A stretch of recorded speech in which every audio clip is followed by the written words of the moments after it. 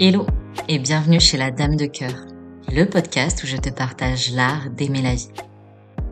Moi c'est Chloé, prof de yoga, masseuse, énergéticienne, humaine avec un petit côté magicienne.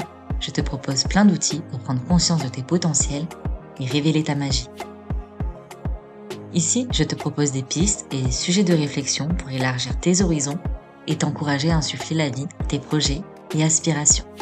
Si tu souhaites faire le plein de bonnes vibes, d'inspiration et de motivation, compte jusqu'à 3 et ensemble, on y va.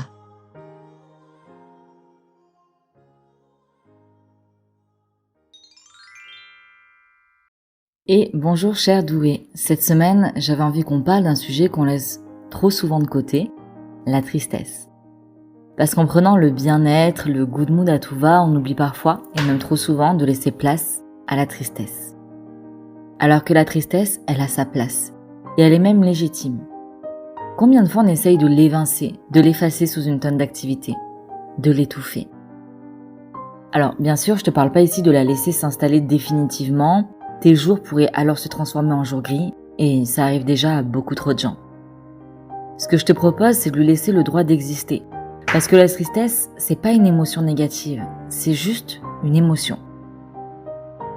J'ai regardé toutes les définitions des dictionnaires et il n'y en a pas une qui colle avec le message que j'ai envie de te faire passer aujourd'hui.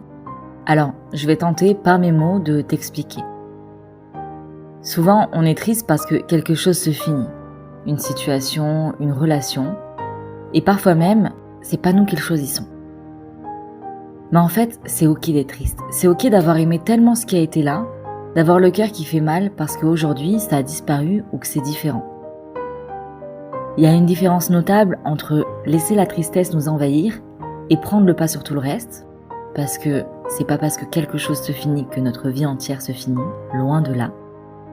Et le fait de prendre un moment pour remercier ce qui a été, parce que même si c'est fini, ça nous a enrichis, ça nous a nourris, et puis même, simplement, ça a existé et à un moment donné, ça nous a fait du bien. Ok, c'est cool de se sentir bien, d'être en forme, motivé et tout ça. Mais c'est aussi honorer la vie que de prendre le temps de remercier ce qu'on a vécu, d'avoir été. Bref, je fais pas cet épisode pour te dire que tu dois être triste, certainement pas. Je veux juste que tu te rappelles que toutes les émotions que tu t'empêches d'exprimer, elles s'impriment quelque part dans ton corps. Et qu'un jour ou un autre, elles ressurgissent. Alors, mieux vaut les accueillir parce que même si tu n'es pas tes émotions, toi, cher doué, t'es un être d'amour sensitif. Les émotions, elles sont censées nous traverser. Si on les tient en nous, c'est pas hyper bon, et si on les ignore, c'est pas non plus la solution. Si elles nous traversent, c'est parce qu'elles ont un message à nous faire passer, tu crois pas? Je parle de tristesse aujourd'hui, mais c'est pareil pour la joie. Tenir les émotions pour acquises, c'est se borner d'illusions. La vie continue toujours, avec aussi notre évolution.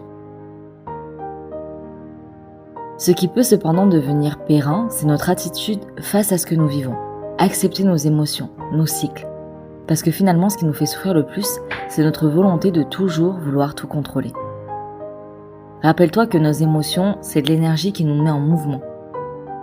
Elle n'est pas censée être arrêtée, étouffée, capturée.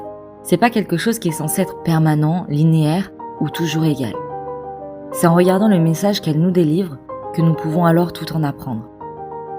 Accepter que la vie est mouvement, émotion, joie, peine, victoire, échec, et entre tout ça, des milliers de nuances à saisir par ton regard, pour créer la beauté de ton expérience.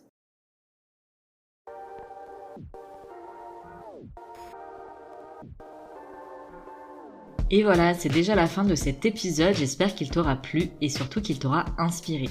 Si tu souhaites découvrir un peu plus de mon univers ou prolonger l'aventure, tu peux t'abonner à mon compte Instagram eclos.si.ion. Je sais, c'est pas le nom le plus simple, du coup tu peux aussi le retrouver dans la barre de description. Dans tous les cas, on se donne rendez-vous la semaine prochaine pour un nouvel épisode et d'ici là, je te souhaite une belle semaine et t'envoie full love sur ton joli cœur de doué. Prends soin de toi, ciao.